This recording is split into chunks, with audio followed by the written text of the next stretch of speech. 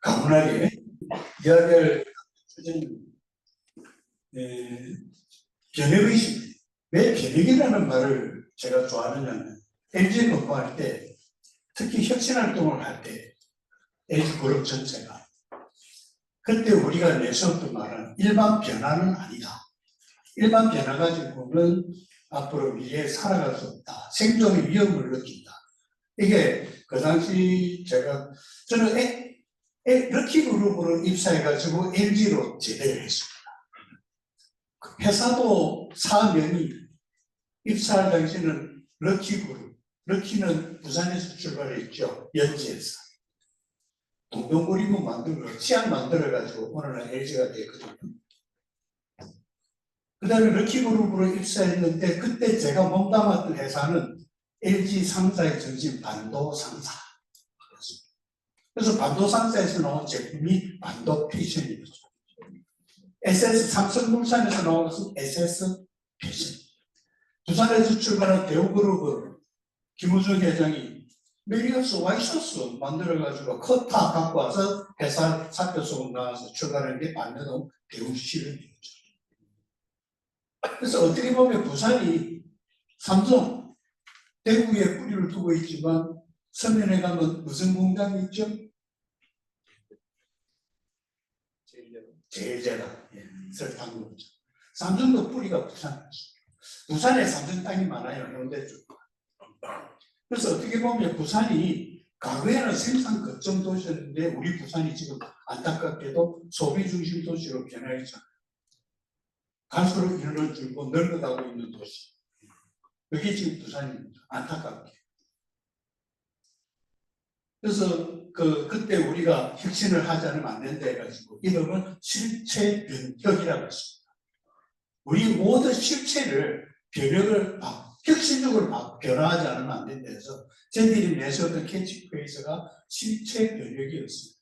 그래서 제가 줄여서 변혁의 시대라고 오늘날 이야기를 하고 있습니다. 그래서 제목도 변혁의 시대.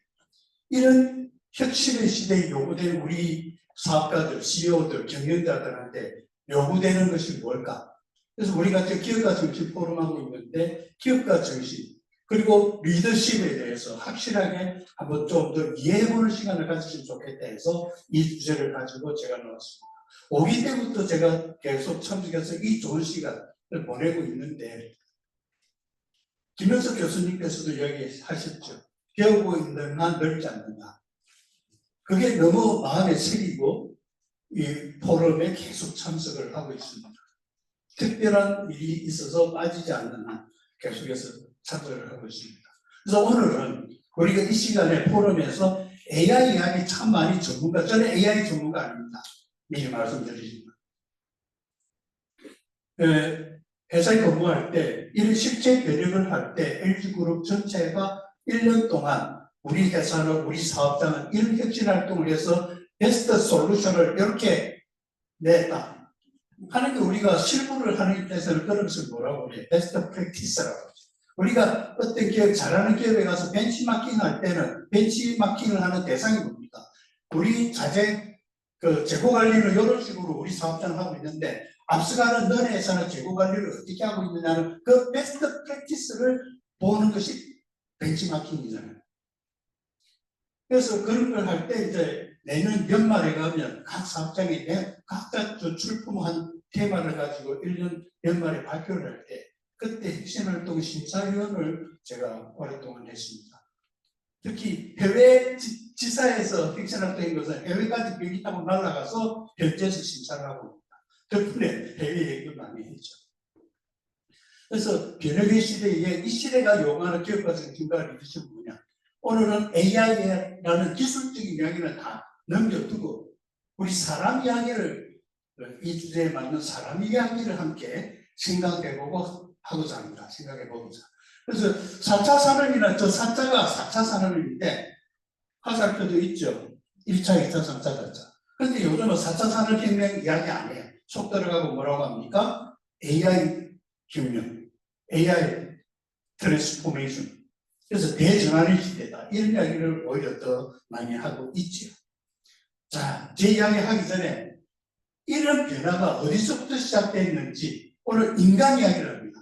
인간이 탄생부터 지금까지 짧은 영상이지만 영화를 한 편 먼저 감상해 보도록 하겠습니다.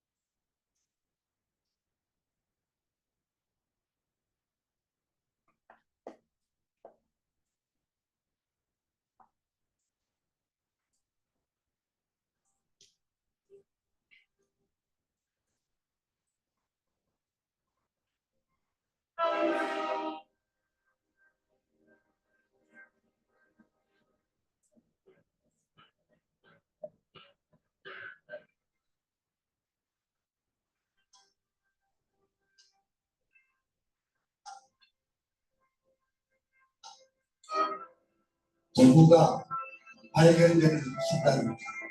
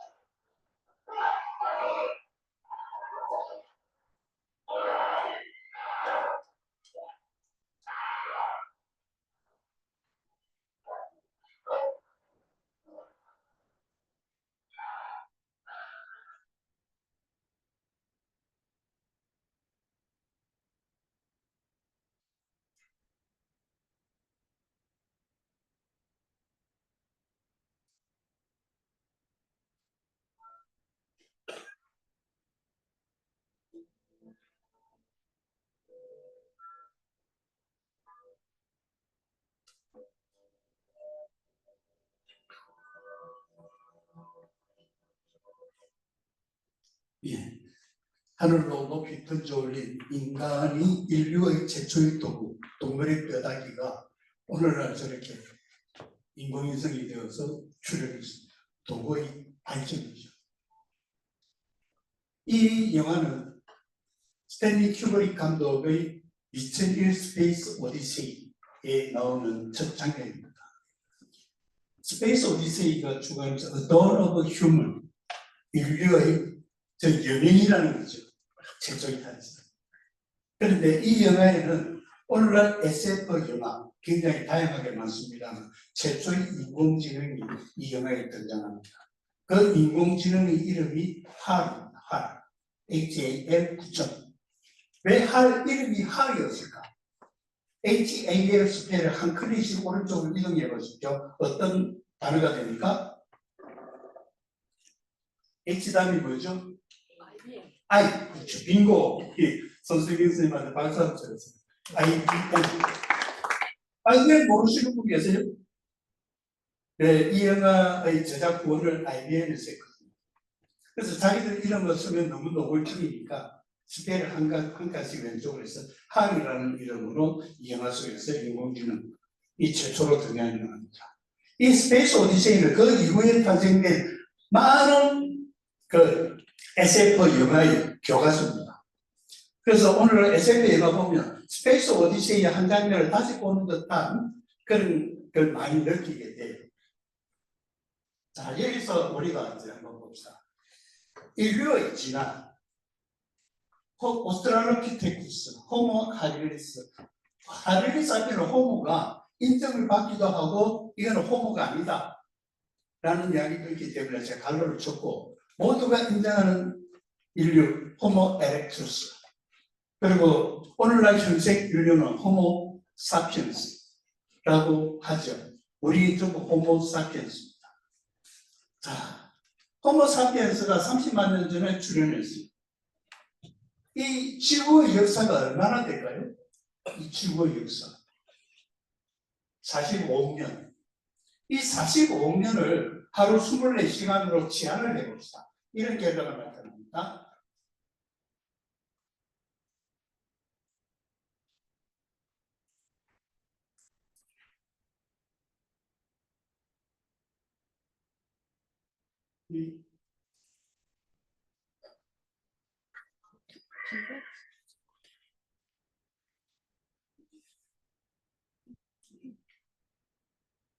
그 앞에 이미지가 하나 사라졌네요. 자, 그러면 원래 이미지가 있는데 여러분들 교재 나갈 때는 나갈 겁니다. 45억 년을 24시간으로 제한해보면요, 인류가 언제쯤 탄생했을 것 같아요? 바로 24시간이 45억 년이라고 한다면 마지막 자정 5초 전에 우리 현생 인류가 출현했어요. 5초 전에. 자정 24시간, 자정 땡하게 5초 전에 현생 인류가 출현했습니다. 산업혁명은 0.01초. 얼마 안 돼요. 그런데 왜 우리 인류가, 인간이 호모 에렉투스 때부터 이제, 에렉투스라는 건 뭡니까? 직립인간. 사람이 직립보행을 해. 그게 오늘날 인간이 이렇게 진화과정을 거치면서 왜 오늘날 이렇게 대단한 우리의 모습으로 탈바꿈됐나? 그 역사를 보면 왜 에렉투스, 호모 에렉투스, 직립보행을 현생 인류의 시작점으로 보느냐? 서서 움직이면서 침팬지에서부터 진화를 거듭해가지고 인간이 서서 걸으면서 손발이 자유스러워졌어요. 손발이 자유스럽기 때문에 노동을 할 수 있다. 그게 인간의 뇌가 고도로 발달했습니다. 이게 초창기이고 오스트랄로피테쿠스부터 진화를 거듭하면 할수록 인간의 뇌 용량이 커졌다. 그게 진화의 결과입니다. 오늘날 인간의 뇌가 이만큼 크게 되기까지는 지금 진화의 결과다. 그래서 AI를 이야기할 때 인공지능이라고 하죠. 왜 인공지능이라고 할까? 거꾸로 나를 생각해 보면서 우리 인간지능을 생각해 봅시다. 인간지능이라는 말은 안 써요. 인공지능 하면서. 인공이라는 것은 뭡니까? 만들어진 지능이죠. 아티피셜. 인간지능, 휴먼 인텔리전스, 인간지능. 인간지능하고 인공지능하고 어떤 차이가 있을까? 에서 생각을 가지면서 제 강연을 이야기 시작할 겁니다. 인공지능은 공학의 산물입니다. 반대로 인간지능은 진화의 산물입니다. 과연 우리가 만든 인공지능이 진화의 산물인 인간지능을 뛰어넘을 수 있을까? 인간지능을 뛰어넘기 위해서는 AI 스스로 생각할 수 있는 AI가 돼야 됩니다. 생각한다. 공학의 산물이 AI의 문제는 뭘까? AI의 문제는 인간이 주어진 과제가 AI의 문제죠. 우리가 지시하는 대로 과제를 수행하는 것이 AI인데, 그 인간지능과 인공지능을 생각해 보면서 우리 인간을 한번 깊이 있게 생각해 봅시다. 저는 LG 출신입니다. LG로 입사해서 럭키로 입사해가지고 LG에서 제대를 했는데 생산 지원 그리고 인재개발 HRD 쪽에 오래 근무를 했습니다. 지금 양산대학교 지금은 동문과기술대학교라고 하죠. 그냥 한 4년 동안 겸임 교수로 TQM과 공정 생산관리 이쪽으로 주로 강의를 했습니다.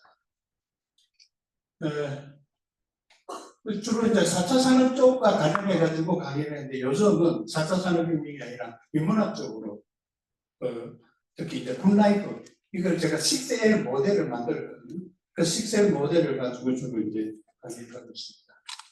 원래 4차 산업혁명 하면 1강, 2강, 3강, 마지막 3강에 계획이 있을 때 기업가 정치 리더십을 하는데 1강, 2강은 제외하고 오늘은 기업가 정치과 리더십 쪽에 포인트를 맞춰서 이야기를 하겠습니다. 자, 4차 산업혁명이 시작되면서 굉장히 다양한 전문 용어들이 우리를 어떻게 보면 골치 아프게 하고 있죠. 핵심은 뭡니까? 체인지입니다. 변화하자는 것이죠. 근데 그 인간의 진화, 변화와 관련해가지고 조의 기원을 쓴 다윈은 이런 이야기 했죠. 살아남는 것은 강한 정도, 우수한 정도 아니다. 오로지 변화하는 쪽만이 주인공이 된다. 살아남는다. 라고 진화생물학자 다윈이 이야기했습니다. 인류는 기술 혁신을 통해서 발전해 왔어요. 자, 도구를 사용했습니다 앞에서 호모 에렉투스가 직립보행을 해서 두 손이 자유로워져서 두 손을 놓을 수가 없으니까 열매도 따고 동물뼈를 가지고 두드려 보니까 깨지거든. 내 주먹으로는 못 깨는 것을 단단한 동물뼈를 두드리니까 깨지거든. 여러분들 옛날 영화 보세요. 기억나십니까? 아프리카 어떤 비행기 타고 가는 부심에 그렇죠. 콜라를 병에 떨어뜨렸는데 그 콜라를 병을 주어서 어디에 쓰는지 몰라가지고 하는 그런 웃긴 재미있는 유머한 영화가 있었죠. 인간이란 도구를 사용하는 동물입니다. 최초로 인류가 도구를 사용했던 동물이 인간이라고 할 수 없죠. 동물이 하빌리스입니다. 하빌리스. 호모 하빌리스. 호모 하빌리스가 없어지고 사라지고 그 자리에 다시 등장한 인류가 호모 에렉투스입니다.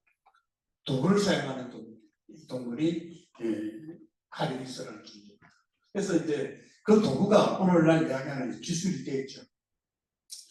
자, 참고로 최초에는 있는 그대로 돌을 주어서 뼈를 주어서 그대로 도구를 사용했습니다.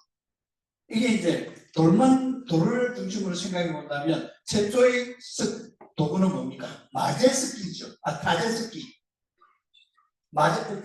타제스키를 갈아서 썼을 때 그걸 마제스키라고 하죠.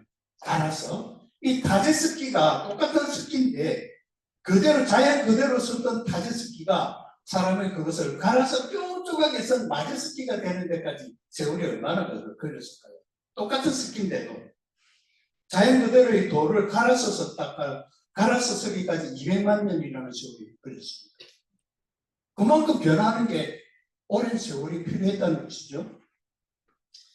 그래서 변화의 속도가 과거에는 굉장히 느렸어요. 수렵사회부터 농경사회, 산업사회, 정보사회, 오늘날 창조사회에 오기까지 한 사회를 건너뛰는데 속도가 갈수록 줄어들고 있습니다.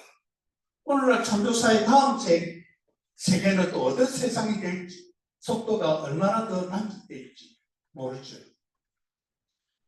그 변화의 속도를 이야기할 때 많이 오는 영상인데 한번 봅시다. 바로제는 못하고 제가 중간에 자르게 했습니다.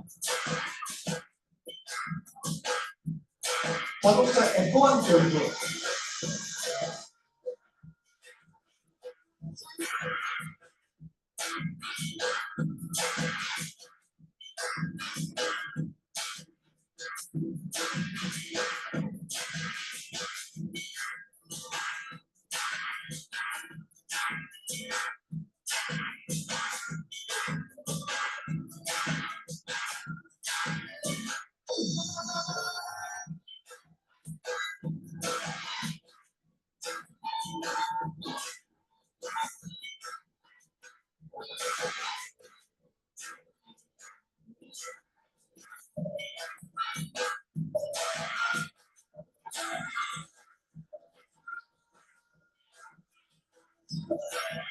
헬빈 토플러가 그의 미래에서 이야기하고 있습니다.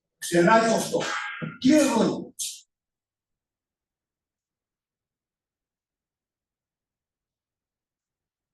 기업은 100의 속도로, 100마일의 속도로 달리고 있는데 지금 우리나라 경제에서 가장 심각한 문제 중에 하나가 삼성의 노조와의 갈등이죠. 노동자는 30마일로 달립니다. 기업은 100마일로 달립니다. 공교육은 10마일, 정치 조직은 3마일, 법과 법기관은 1마일로 달리고 있다. 기업은 100마일로 달리고 있다. 그래서 이상한 나라의 앨리스, 우리나라 이상한 나라의 앨리스가 영화로 된 게 결혼왕국, 붉은 머리 여왕, 이런 이야기를 합니다. 레드킴 이펙트. 레드킴, 붉은 머리 여왕을 레드킴이라고 하는데, 리반 벨런이라는 시카고 대학 진화생물학자가 논문에서 레드킴을 이야기하면서 그건 경제학에서는 레드킴 이펙트라고 그래요. 그 붉은 여왕이 이야기를 합니다.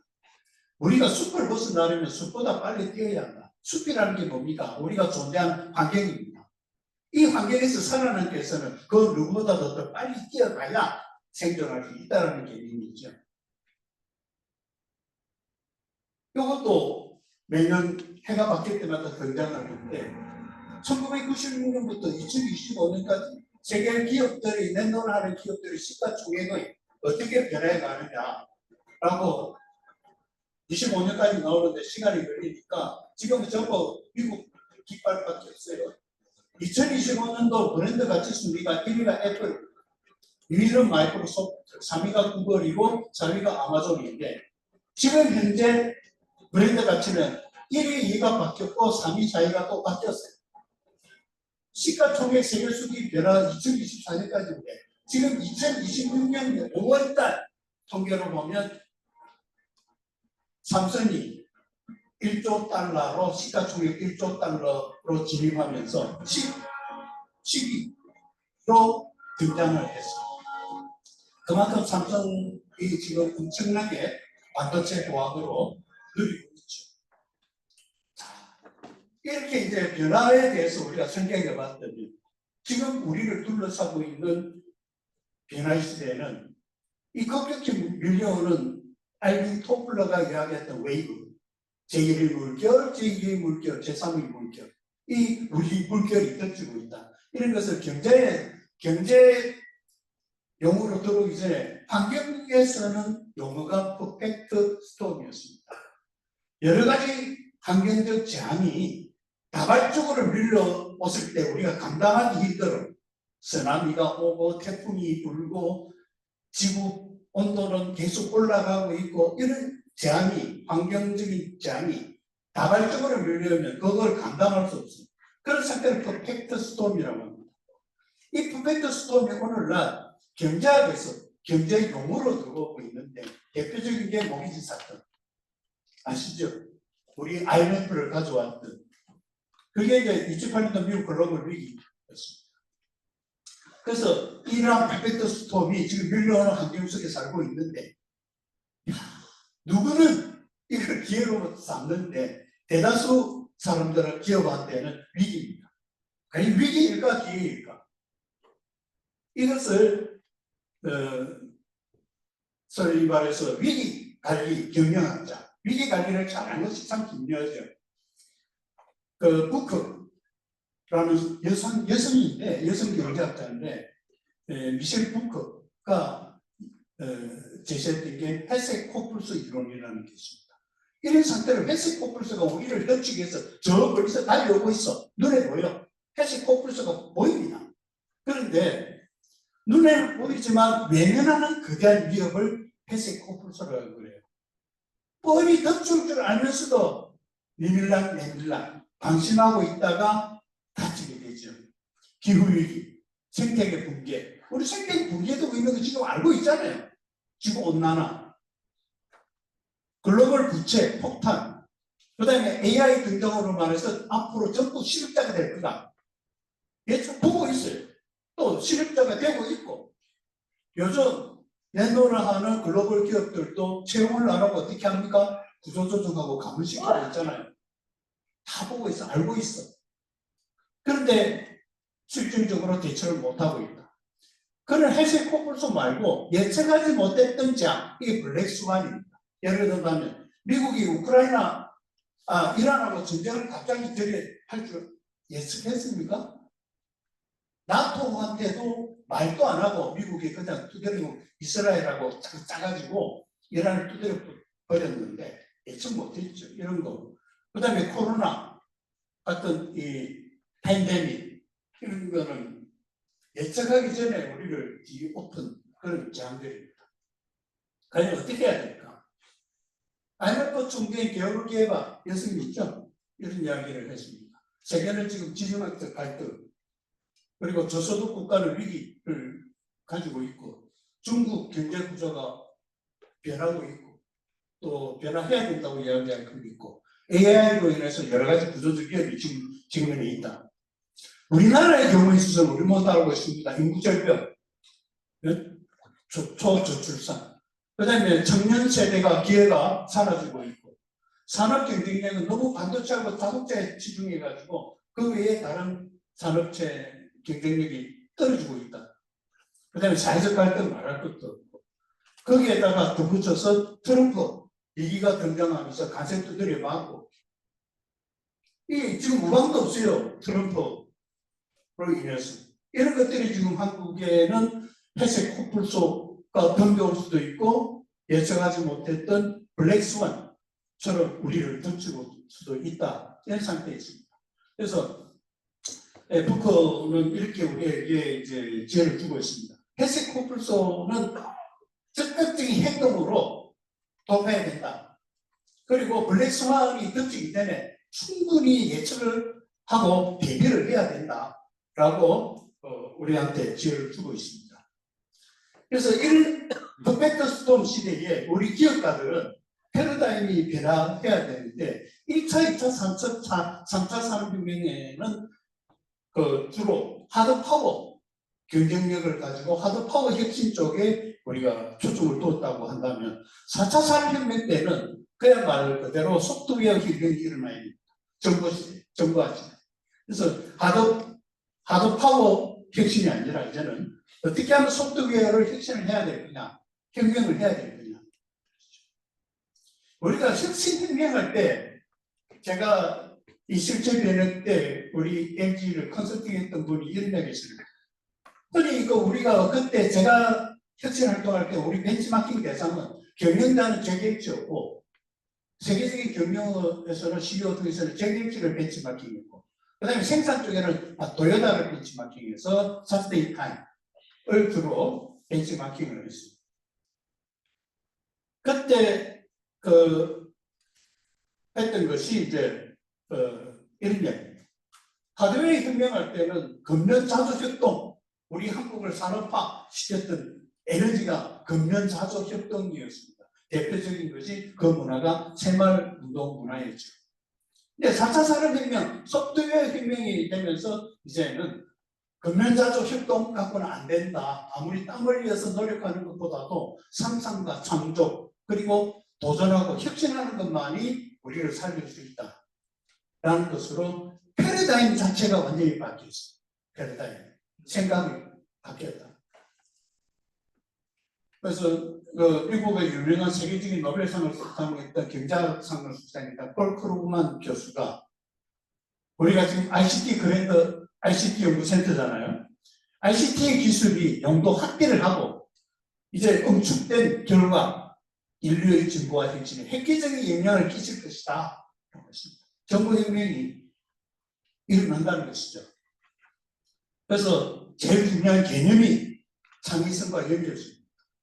근데 단순히 IoT 개념이 아니라 EOT입니다. EOT, IoT가 아니라 EOT, environment, 우리 환경이 전체가 연결돼요. 만물 연결입니다. 그래서 연결성 그리고 창의성입니다. 그래서 4차 산업은 초연결이라고 하죠. 모든 만물이 다 연결돼요. 그리고 바로 그 피트 티엘 교수가 이 피트 티엘이 아마 트럼프가 제일 좋아할 거예요. 이 마가만 미국에서 지금 하고 있는 게 뭡니까? 마가. 메이드 아메리칸, 그레이트 어게인, 마가 정치 추천자입니다. 이 피트 티엘도. 피트 티엘이 제로 투 원 책을 쓰면서 이제는 독점해야 돼. 새로운 창조적인 결과를 가지고 독점해야 된다고 주창했는데 구글은 1에서 n을 만드는 수평적 확장에 거치는 기업이다 라고 이야기해요. PTTL을. 그래서 0에서 1로 수직적인 것을 하면 경쟁 상대가 없어요. 자기가 0에서 1로 만들면 자기가 세계 넘버원 기업이 되는 것이죠. 그래서 제로 투 원을 이야기해가지고 무에서 유를 창조해라. 그것이 창조가. 그래서 이런 AI 혁명 시대에는 우리 생각을 어떻게 바꿔야 될까? 앞에서 당연히 이야기한 것을 말을 바꾸면 요리되죠. 미래 사회를 지배하는 것은 AI도 인간도 아니다. 오로지 AI와 협력하고 끊임없이 변하는 쪽만이 풍요로운 미래를 만든다. 그래서 여기서 이제 이야기되는 것이 이제 인간 중심주의에서 벗어나야 돼. 사람은 전부 인간 중심적으로 생각해요. 그래서 신도 인간의 모습이죠. 신도 인간의 모습이고. 우리는 모든 사고를 아이들도 그래요. 아이가 웃고 있습니다. 왜 울어? 책상이 나를 때렸어. 이불을 베개가 나를 때렸어. 가만히 있는 베개가 니를 와 때리노? 애들 이는놀이 할 때 보십시오. 밥 먹어 배고프지? 이는놀 때도 사람과 똑같은 의인화시키고 있죠. 그래서 우리는 고대부터 지금까지 모든 사람 중심으로 생각을 해요. 사람 중심으로. 만약에 소나 동물도 생각이 나는 것이 기능이 발달했다면 소가 생각하는 신은 저런 모습이겠죠. 이게 뭐냐? 물활로입니다. 물활로. 철학적으로 이야기하다 물활로. 모든 만물은 다 각자 생명이 있다. 그게 물활론이거든요. 그래서 AI와 공존해야 된다. 바로 퍼펙트 스톰이 오고 있습니다. 그래서 오늘날 이 시대를 대전환 시대라고 하죠. 그래서 대전환 시대는 과거의 시대에서 생각했던 패러다임이 이제 미래 시대의 혁신과 지속 가능성과 가치 중심의 패러다임으로 바뀌지 않으면 안 된다. 이 패러다임이 대전환돼야 된다. 내가 만드는 생산 기술, 생산 서비스 이런 결과물만 전환시키는 것이 아니라 기본적인 패러다임도 전환이 되어져야 된다는 것이죠. 누가? 우리 기업가들이. 그게 기업가, 오늘날 살아남는 기업가 정신이다라는 겁니다. 그래서 대전환 시대를 살아가는 핵심 역량이 뭐냐면 변화 수용력, 학습력, 창의력, 협업력, 공감력, 지속 가능성 이런 것들이 이제 핵심 역량이 돼야 되고 이런 핵심 역량을 구축하기 위해서는 먼저 우리 마인드 자체가 생각이 바뀌어야 된다. 패러다임이. 자, 이런 시대에 우리 리더들은, 기업가들은 스스로 질문하고 생각해 볼 필요가 있다. 우리 회사의 미래 모습은 어떤 모습인가? 내가 생각하는 우리 회사의 미래 모습. 그래야 돼. 그것도 구체적으로. 나는 이런 조직의 회사를 만들기 위해서는 내가 어떤 스타일 리더가 되어야 될까? 어떤 역할을 할 것인가? 우리 회사의 조직 문화를 어떻게 탈바꿈 시킬 것인가? 어떤 미션과 비전을 가지고 핵심 역량을 개발해야 될 것인가? 이런 질문을 던지고 거기에 대해서 답변을 해야 된다. 그게 필요한 게 뭡니까? 자기 성찰이죠. 오늘날 우리 리더에게 기업가들에게 요구되는 기업가 정신, 패러다임을 변화시키기 위해서는 자기 성찰이 필요하다는 겁니다. DX를 넘어 AX로 전환한다. 디지털 트랜스포메이션은 뭡니까? 디지털화하고 있죠. 과거의 아날로그를 디지털화로 전환시키고 있습니다. 이게 DX의 개념이라고 한다면 DX의 개념은 주로 자동화 쪽에 초점을 두고 있어요. 근데 AX는 뭡니까? 이 인공지능 대전환에서 A는 아티피셜 개념이라기보다 autonomy, 자율합니다. 디지털화된 DX를 통해서 디지털화된 프로세스를 어떻게 자율적으로 자율화시킬 것인가 하는 쪽으로 이제 진화를 또 하고 있는 것이죠.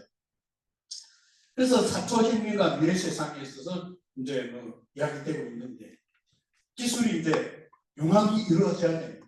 디지털, 피지컬, 그리고 바이올로지컬 여러 분야에서 요즘 AI도 2026 이 CES에서 우리에게 관심을 끈 게 뭡니까? 피지컬 AI잖아요. 그래서 피지컬 그리고 앞으로 이제 바이올로지컬 인간의 수명이 언제 얼마까지 더 연장될 수 될지 몰라요. 그래서 이제 DX에서 AX로 이제 또 거듭 발전 진화하고 있는데 디지털 기반의 역량을 이제 엔드-투-엔드 역량을 통합시키고 융합을 해야 돼요. 이제 고객 경험이 강화됩니다. 온디맨드의 의미가 뭡니까? 고객이 요구하는 시점에 바로 즉각 변화가 이루어져야 된다는 것이죠. 그래서 수요자 중심으로 바뀌어가야 된다. 그것도 즉석에서 바로.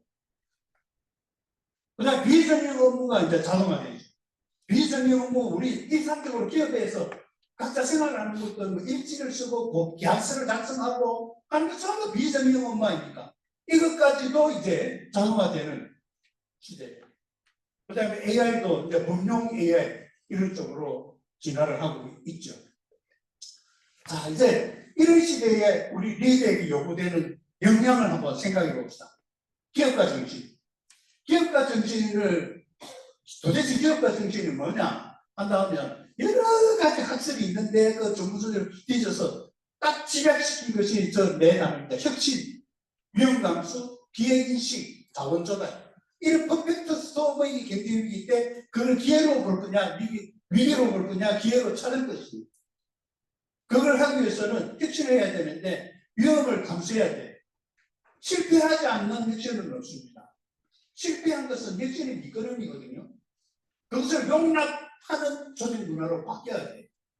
구글에서 메시지 뭡니까? 빨리 실패해라. 그리고 실패해서 교훈을 찾아라. 그 다음에 자원을 어떻게 조달하느냐. 이게 기업가 정신이라고 한다면 리더십은 뭡니까?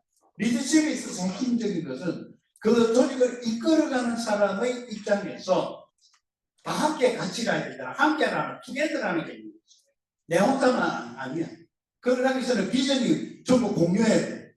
비전이 공유돼야 되고 소통이 이루어져야 되고 그걸 할 수 있도록 동기부여를 해주고 의사결정을 확실하게 빨리 신속하게 정확하게 의사결정을 하고 그 다음에 조직 내외의 내입니다. 조직 내뿐만 아니라 조직 외까지 어떻게 변화가 이루어지는 것을 관리를 할 거냐는 것이 리더의 자질인 리더십이라고 할 수 있죠.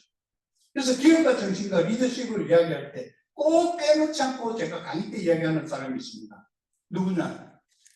우리가 자본주의 아버지 오늘 현대 경제학의 아버지 아담 스미스입니다. 국부를 아시죠? 아담 스미스가 국부론을 쓰기 전에 17년 전에 도덕 감정론이라는 책이 나왔습니다. 이 도덕 감정론의 핵심이 뭐냐? 공간입니다. 팀, 패스. 팀은 전도사인데 영어로 하면 함께라는 뜻입니다. 함께. 팀, 패스.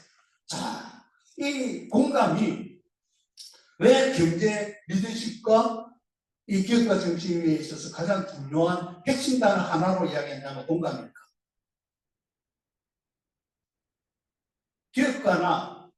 기업가가 새로운 어떤 창조적인 기업을 만들어서 고객과 공감하지 않는 기업이 있습니까? 타업과 종업원 사이에 공감하지 않는 그 기업이 제대로 발전하겠습니까? 우리 기업에 근무하는 종사자뿐만 아니라 그 기업과 관련된 이해 당사자, 스테이크홀더라고 하죠.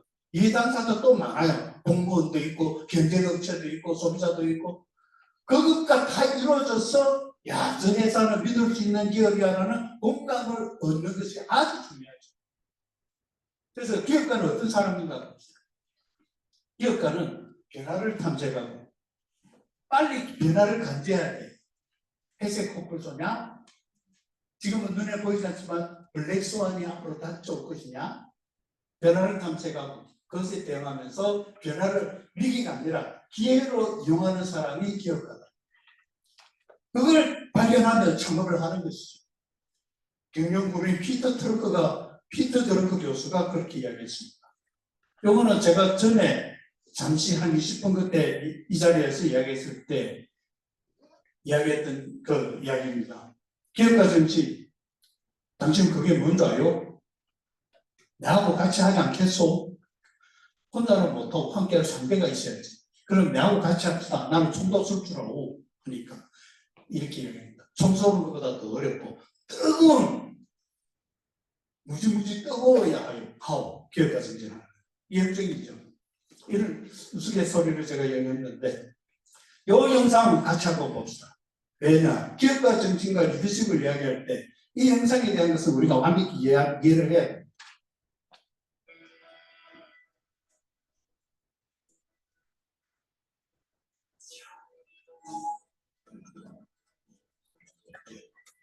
소리 좀 크게. 소리 좀 크게.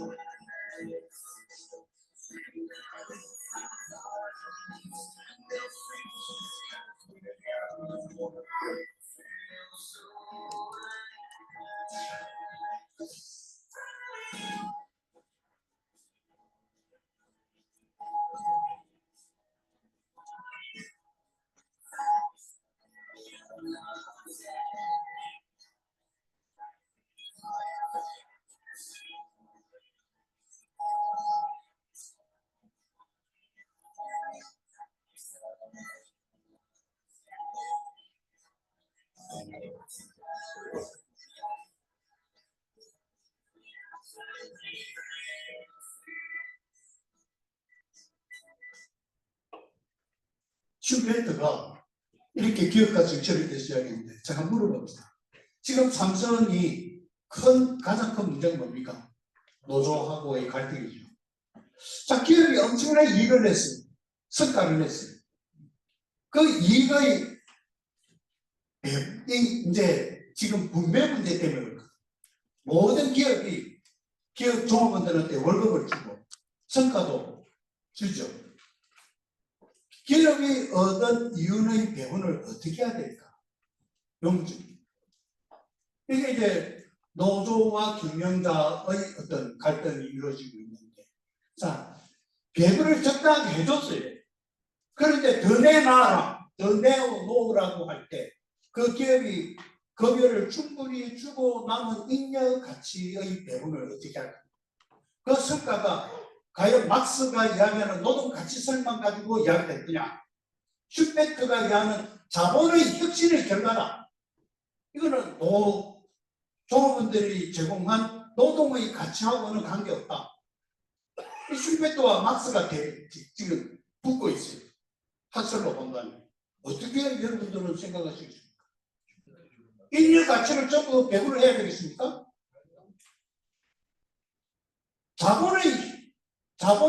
자본을 투자를 하고, 자본을 투자해서 어떤 혁신의 결과가 막대한 부를 가지고 왔을 때, 인류 가치 부분도 배분을 해야 된다라고 하는 게 막스의 주장입니다. 노동가치에서.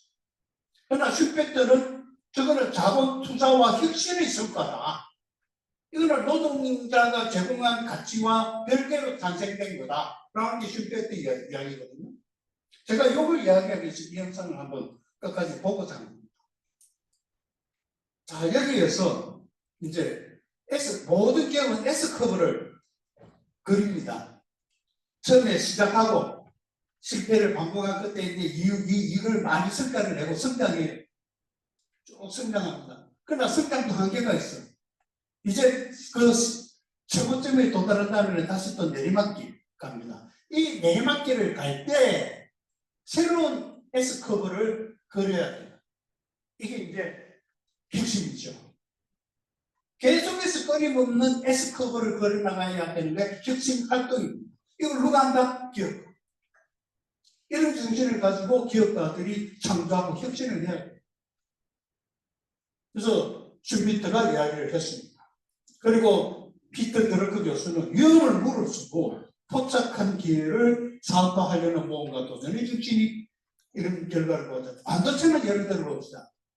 제가 구미에 있는 LG 반도체도 혁신활동 심사위원으로 구미 반도체 공장도 심사를 갔었어요. 혁신 결과를 심사. 그때 반도체 넥타이 핀을 선물로 받았습니다. 그런데 LG 지금 반도체 합니까? 삼성은 끊임없이 반도체 투자를 해가지고 오늘날 기업가치, 주식가치 세계 1조 달러를 넘어서는 베스트 10이 안에 들어갔어요. 상대적으로 LG는 떨어졌죠. 그래서 참 안타까운 이 말씀입니다. LG가 반도체에서 손을 뗄 때 저는 구자경 회장 시절에 입사를 해가지고 구본무 회장 시절에 퇴직을 했는데 반도체를 새로운 정권이 들어서가지고 각 기업에 저 구조조정 한답시고 해가지고 LG로도 반도체 손대 해가지고 넘겼습니다. 그때 구본무 회장이 얼마나 울었는지 모릅니다. 우리 직원들은 다 알고 있어요. 네. 그래서 기업가는 혁신을 통해서 새로운 가치를 창조하는 사람이 기업가입니다. 그래서 기업가 정신은 기업가는 말고 여기 봅시다. 여기 기업가가 있고 여기 밑에 기업가 있죠. 기자가 다릅니다. 우리가 이야기하는 기업가는 엔트레프로는 그 프랑스 말이죠. 기업을 창조하는 사람, 일으키는 기자죠. 새롭게 일으키는. 밑에 기업가는 매니지먼트 한다는 경영한다는 거죠. 이 매니저도 우리 한번 잘 봅시다. 매니저는 어떤 사람이 매니저, 경영자고 관리자고 하면 얘는 사람입니다. 에이즈는 나이죠. 나이를 좀 오랜 경험을 가진 숙달된 사람이 매니저. 에이즈 앞서가는 나이가 좀 있죠. 그래서 엔트레프러너십, 기업가 정신을 이야기할 때는 뭐냐? 제일 중요한 실행력입니다. 생각만 가지고 있으면 안 돼. 실행을 해야 돼. 설령 실패를 하더라도 그게 바로 창조를 위한 모험 정신입니다. 이게 이제 기업가들한테는 있어야 된다. 실패를 두려워하지 마라. 실패는 빨리 할수록 좋다. 자, 한번 물어봅시다. 우리가 21세기를 살고 있는데 21세기 생존의 가장 중요한 요소가 아이디어, 창의성입니다. 두말할 것 없이 창의성입니다. 근데 창의성 개발한다고 창의력이 막 샘솟습니까? 안 돼. IBM에서는 싱크라고 있습니다. IBM은 직원들 앞에 전부 싱크가 붙어져 있습니다. 자기가 사용하는 컴퓨터 앞에도 싱크. 애플은 뭡니까?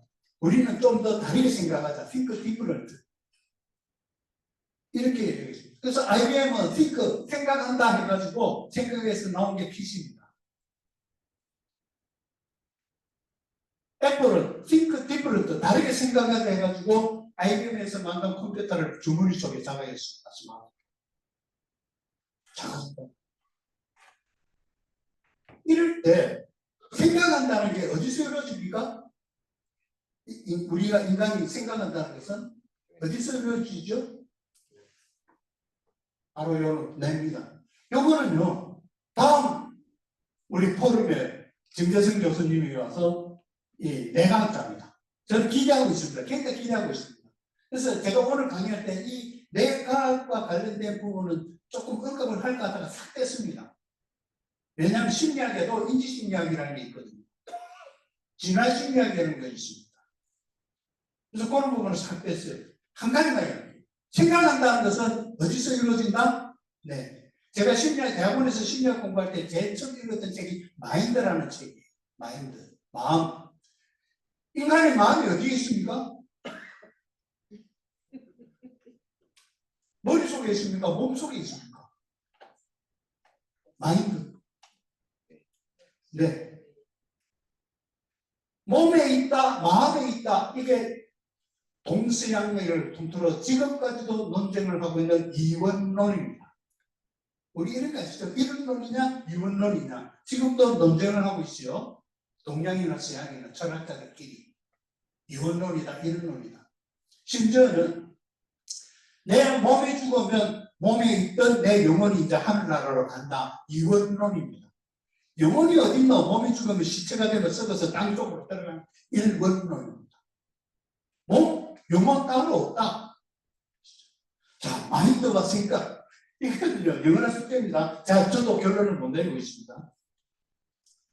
그래서 이노베이션이 중요한데, 이걸 하기 위해서 우리가 아이디어를 짜낼 때 브레인스토밍도 하고, 기업체에 따라서는 트리저 기법을 써서 새로운 걸 막 혁신하고 창의할 때 이 트리저 기법을 씁니다. 그 다음에 디자인 싱킹. 생각도 디자인적으로 생각하자 해가지고 디자인 싱킹 대도 열고 막 그래요. 기업체마다. 창의성, 그리고 융합적 사고가 바탕이 되죠. 그래서 상상력과 창의성도 한번 생각해 봅시다. 상상하는 거하고 창의력하고 어떤 차이가 있느냐. 상상력은요, 마음껏 생각하는 겁니다. 우리 생각이 경계가 없어요. 경계가 없이 마음대로 상상하는 겁니다. 이 상상력은 확산적 사고라고 하죠. 생각이 만물로 확산된다. 그리고 밖으로 탐색을 해요. 창의성은요, 수렴적 사고입니다. 확산이 아니고 확산적으로 생각했던 것이 이제 안으로 좁혀지면서 수렴적 사고로 내가 배웠던 공부한 지식 이런 것 쪽으로 들어가서 그걸 이제 내가 알고 있는 지식에서 찾아내고 내적으로 융합을 시키는 게 창의성입니다. 이것이 합쳐지는 것이 이제 새로운 제품 만나내는데 아리스토텔레스가 시학에서 참 멋진 이야기를 했어요. 시라는 것이 뭐냐? 시. 우리 시 썼죠? 시라는 것은 뭐냐? 내가 알고 있는 단어, 흩어진 단어들을 서로 만나게 하는 게 시다. 단어와 단어의 결합이죠. 그게 시입니다. 근데 시를 쓸 때 산을 보고도 시를 쓰고 바다를 보고도 시를 쓰고 기계를 보고도 시를 쓰고 밥 먹다가도 음식을 보고도 시를 쓰죠. 이게 바로 수렴 확산적 사고입니다. 만물이 전부 시의 소재가 되는 것이죠. 근데 그걸 딱 보고 오케이 나는 바다에 대해서 시를 쓰다 라고 하면 수렴적 사고로 들어가서 바다와 관련된 떠오르는 단어, 연상되는 것, 느낌 이런 걸 써서 시를 만듭니다. 이게 바로 상상과 창의가 결합된 것이 시다. 그래서 이 창의적 제품과 서비스도 그때 나오는 것이죠. 자, 여러분들 내가 사회에서 가장 창의적인 제품이라고 생각하고 있는 것 하나만 예를 들어보세요. 내가 생각하는 가장 창의적인 제품. 인류가 만들어낸 제품 중에 있어. 치약. 치약. 전기. 예? 바퀴. 바퀴. 또. 저는요, 요거.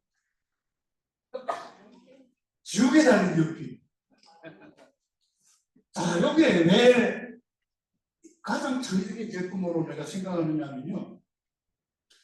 흑연식 연필이 1795년 콩페이에서 발명이 되었습니다.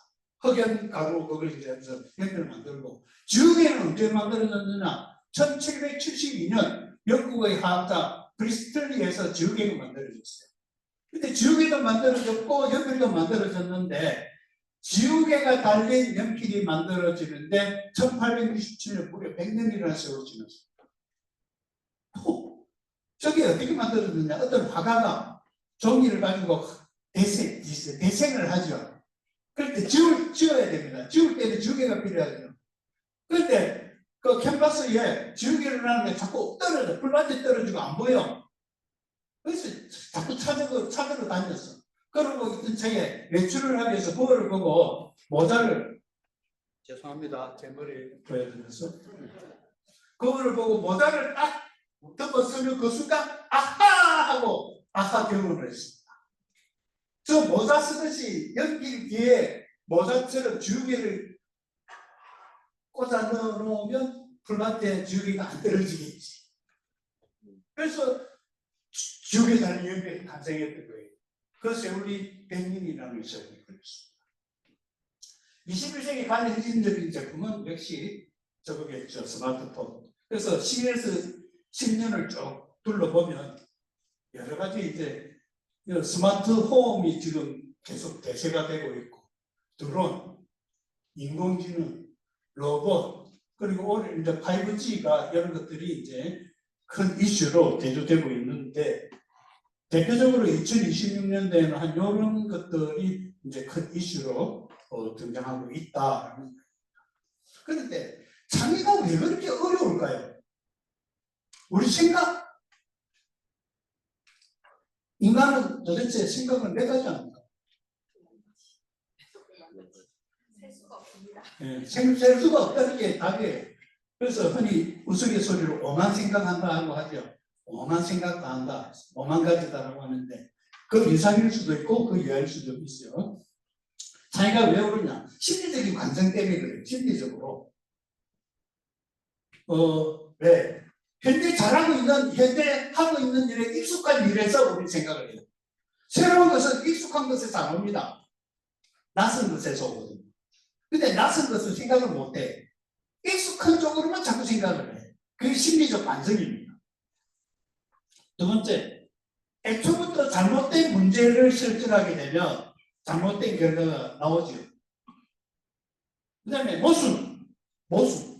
이걸 좀 해결하려고 하니까 원가가 올라가. 이 원가를 줄이려고 하면 더 퀄리티가 떨어져. 이런 모순이 있다. 대표적인 모순 사례 이야기해 볼게요. 처음에 비행기가 만들어졌습니다. 활주로로 비행기가 날아가죠. 바퀴가 있죠. 이제 많은 사람들이 타고 다니는 비행기를 또 만들려고 하니까 활주로를 달리기 위해서는 뭐가 있어야 돼요? 바퀴가 있어야 되죠. 그 바퀴 달린 비행기가 하늘을 날아가니까 바퀴가 공기 저항 때문에 속력이 문제가 생겨. 그때는 이제 바퀴가 없어야 돼. 바퀴 없는 비행기를 만들어라. 바퀴 없는 비행기를 활주로를 못 달리는데요.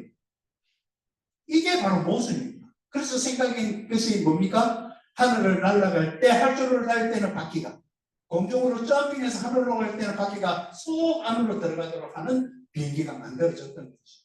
이게 바로 모순을 찾아서 모순을 해결하면 새로운 신제품이 나와요. 기술이. 그걸 이제 우리는 잘 못한다. 현재 상태에서 최적의 포인트만 찾으려고 땀을 흘리고 있는 거죠. 그 다음에 알고 있는 지식이 부족하기 때문에. 그래서 필요한 게 뭡니까? 협업이 필요한 거죠. 융합이 필요한 것이죠. 자기 분야에 대해서만 솔루션이 안 나온다 이거죠. 그래서 타 지식과 결합하고 융합하고 해야 된다. 그래서 나왔던 것이 40가지 트리즈 원리. 창의적인 문제 해결 40가지 아이디어 기법인데 이것은요 소련의 러시아 시대 알트 슐러가 이 공상 소설가입니다.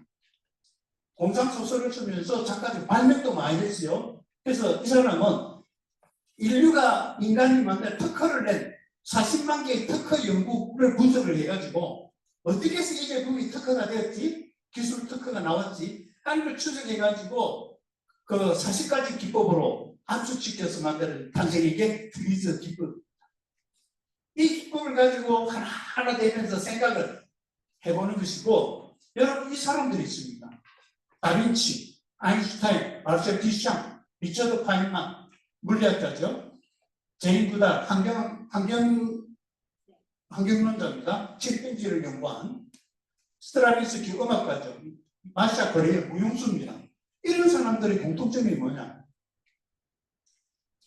전부 새로운 것을 만들어낸 창의력이 뛰어난 사람이에요. 이 13사람의 이 사람들을 포함한 13사람들의 어떤 창의적인 문제 해결을 가지고 쓴 책이 바로 생각의 탄생이라는 책입니다. 제가 심리학 대학원에서 공부하면서 이 심리학 생각의 탄생 이거 참 페이지 수가 많아가지고 읽는데 오래 걸렸어요. 생각의 탄생. 스파크 오브 지니어스라는 것인데 이런 작품들이 인간이 뇌에서 이루어지고 있습니다. 추리며 13가지가 관찰한다. 어떻게 관찰하느냐. 놀이를 한다. 어떻게 놀이를 할 거냐. 마지막에 통합시키는 이게 스트럭처드 싱킹이라고 하는데 생각을 마구잡이로 하는 것이 아니라 구조화된 생각을 하는 거죠. 구조화된. 이게 이제 스트럭처드 싱킹이라고. 이걸 할 때 좀 더 참신한 것을 합니다. 우리가 브레인스토밍 할 때도 아무런 원칙이 없는 게 아니죠. 자유로운 아이디어 무조건 환영한다. 간섭하지 마라.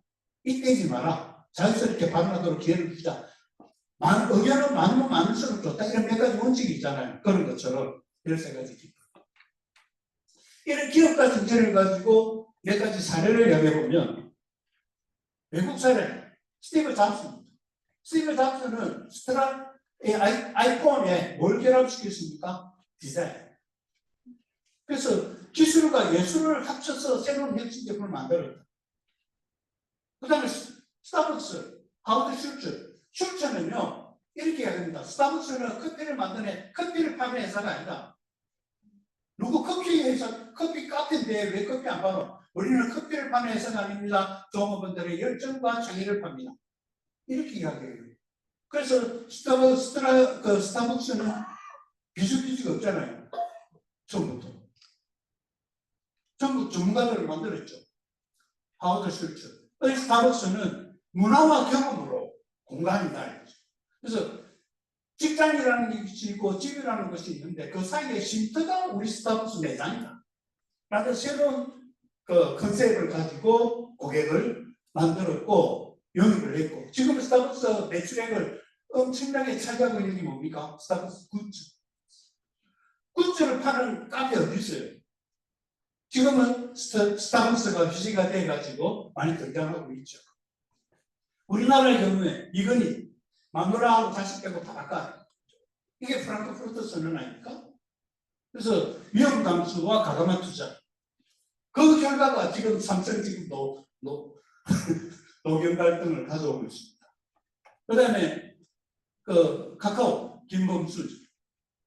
단순히 플랫폼이 아니다. 처음에 카카오톡이 그렇게 출발했는데 지금 어떻습니까? 카카오뱅크. 그 다음에 카카오 여러 가지 뭐 이모티콘도 팔고 다양한 플랫폼으로 게임, 금융, 모빌리티가 다 합쳐져 가지고 그 빠른 실행력 그리고 네트워크 효과를 기하고 있는 게 지금 카카오의 지금 컨셉이죠. 이게 어떤 기업가 지금 창조와 혁신의 결과라고 볼 수 있습니다. 그 다음에 리더는 어떤 사람인가? 기업가는 알겠는데 리더는 어떤 사람이냐? 리더는 공동의 목표를 달성하기 위해서 종업원과 이해 당사자들을 적절히 조율을 하고 해서 목표를 달성해내는 역할을 수행하는 사람이다. 제일 중요한 것은 리더의 제일 중요한 사명은 뭡니까? 비전을 달성하는 것. 그 조직의 목표를 달성하는 것. 혼자서 못하니까 모든 사람들과 함께. 그게 리더죠. 그래서 흔히 리더십이 뭡니까? 라고 물어보면 대체로 이런 이야기들이 나와요. 비전이 있고 뭔가 가고자 하는 방향성을 제시를 하고 목표가 뚜렷하고 성과를 내는 사람이 성과를 위해서 노력하는 것이 리더십이다. 이렇게 이야기했는데 구체적으로 살펴봅시다. 조직의 목표를 달성하기 위해서 한 개인이 다른 사람들에게 영향력을 행사하는 과정이 리더십이다. 라고 한다면 공동한 목표가, 조직의 목표가 있어요. 조직의 목표를 추구해요. 그 다음에 그렇게 목표를 제시하는 사람의 공신력이 있어야 돼요. 신뢰를 받아야 해요. 그게 대명령과 비전을 추구할 수 있는 명분이 되어 뚜렷해야 되고 리더로서의 정당성을 확보해야 돼요. 가장 뚜렷한 리더의 정당성은 뭡니까? 그 조직에 몸담고 있는 사람들로부터 전폭적인 신뢰입니다. 그 신뢰를 상실한 사람은 리더의 자격이 없어요. 두 번째, 한 개인이, 여기서 이제 중요한 것이 한 개인의 의미인데, 한 개인이라는 것은 리더 한 사람일까요? 아니다. 이거죠. 오늘날 리더십은 공유된 리더십입니다. 쉐어드 리더십. 리더십은 공유예요. 여러 사람이 함께 하면 팀장 혼자서 하는 게 아니에요. 팀장 플러스 부팀장 플러스 역량이 뛰어난 구성원들이 모두 각자 한 사람 한 사람의 각 개인이 되는 것이고, 그 다음에 CEO가 있다면 오늘날 기업은 뭡니까? CEO 혼자서 다 안 해요. 재무 책임자 CFO, 그 다음에 운영 책임자 COO, 인사 책임자 CHRO, 이런 모든 사람들이 역할을 나누어서 리더십을 발휘하는 것이죠. 그다음 다른 사람들에게 영향력을 행사할 때 그 다른 사람은 조직 구성원, 내부 구성원뿐만 아니라 우리 사업과 함께하는 많은 이해관계자들이 모두 다른 사람입니다. 그 사람한테도 영향력을 행사해야 돼요. 구성원들한테는 모티베이션, 동기부여를 해줘야 돼요. 그 다음 이해당사자들하고 경계의 벽을 거부해야 돼요. 경계의 벽을. 그게 바운드리 스패닝. 경계를 없애고 연결 피인이 되어져야 된다. 연결 피. 조직의 목표를 달성하기 위해서 영향력을 행사하는 것입니다. 그 영향력을 행사하는 결과가 목표 달성이죠. 그 영향력을 행사하는 방법은 굉장히 다양한 방법들이 있습니다. 메일을 통해서, 카톡을 통해서, 그다음에 영상을 통해서 다양한 방법들이 있죠. 영향력을 행사한다. 성과가 나면 대우를 좀 더 확실하게 해준다. 라든지 복지를 더 잘해준다. 이것도 영향력을 행사하는 회사에서 정하는 식사의 퀄리티를 높여준다. 이런 모든 것들이 이제 영향력을 행사하는 것이죠. 다양한 방법들이 있습니다. 그래서 이런 이제 리더십을 발휘하기 위해서는 리더의 모습도 변화되어져야 돼요. 미래는 기하급수로 변합니다. 산술적으로 변하는 게 아니고 기하급수적으로 제곱으로 변합니다.